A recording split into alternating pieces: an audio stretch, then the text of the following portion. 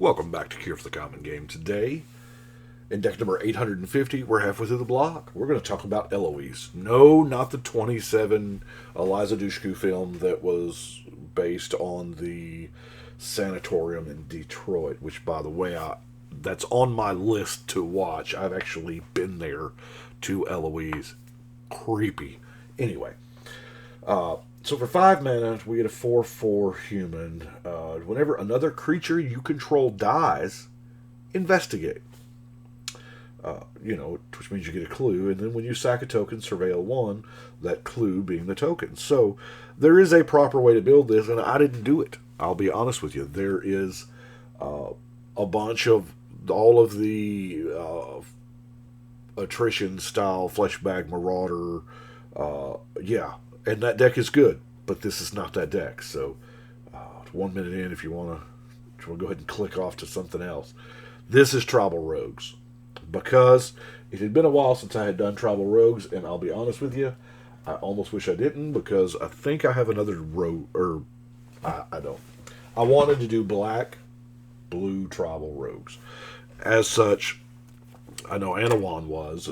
Anawan's making an appearance here. Of course, Cloak and Dagger has to be in there. Shroud and free equip is nice.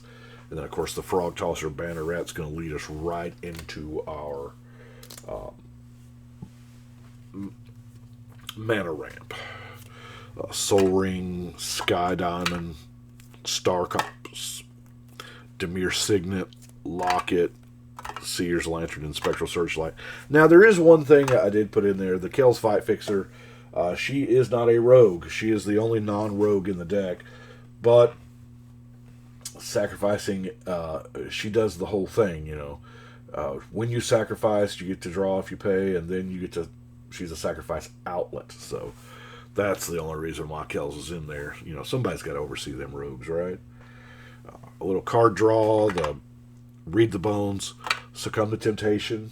I kind of like this. It's an instant. Distant Melody, because we're running a blue tribe.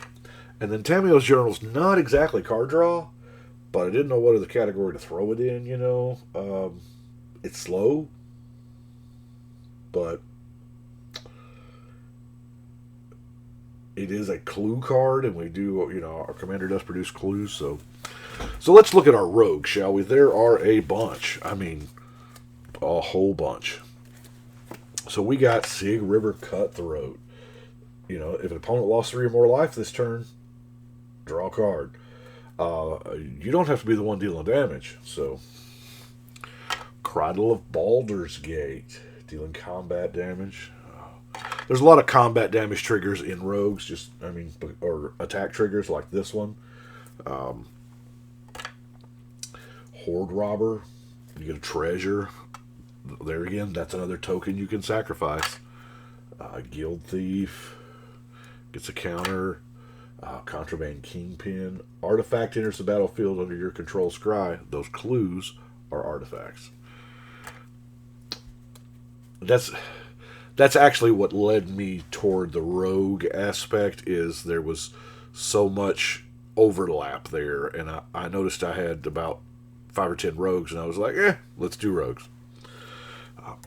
Expedition Skulker. Yeah, it's going to have Death Touch, isn't it? I like just a 2/1 unblockable. Can't block, unblockable, coming at you. Probably should have put a Phyresis in the deck. The Ghoul Caller's Accomplice. Whisper Agent. Death Cult Rogue. Now this can't be blocked except by rogues. That's a sweet evasion ability. Draugr Thought Thief. Soul Knife Spy. A lot of card drawn. Destroy target creature you don't control that was dealt damage this turn. Nocturnal Feeder. Shadow Stinger. Tap another rogue you control. I notice the rogues love to work together. Just gain that Death Touch. Nemata Sky Dancer. I also like, I'll admit, I'm influenced by cards that I haven't used yet, and so if I get a chance to use a card that I haven't previously used in, the previous 850 decks, I'm probably going to use it. Black Bloom Rogue. Dewdrop Spy. Dewdrop Spy. Flash Flying, peek a little bit. Proud. Now, I like this one. Whenever a rogue you control attacks and is not blocked, it gets +2/+1. So that unblockable guy. And I really, really need that Phyresis in here. Auntie Snitch. Let's talk about Prowl. You can pay this for its Prowl cost if you've dealt combat damage with a rogue. So, since we have a lot of rogues, that's the thing we're going to do.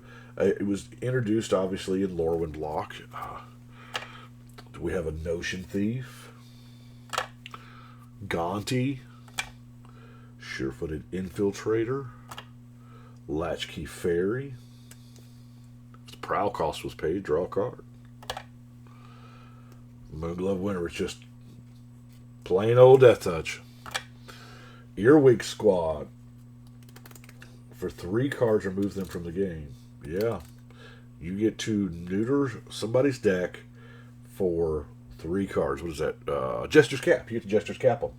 Yeah. Undersea Invader. That's a 5/6 rogue. That's a big old rogue. And enters the battlefield tapped, but it has flash, so if you're holding up 6 mana, Enigma Thief. Like I said, a lot of rogues.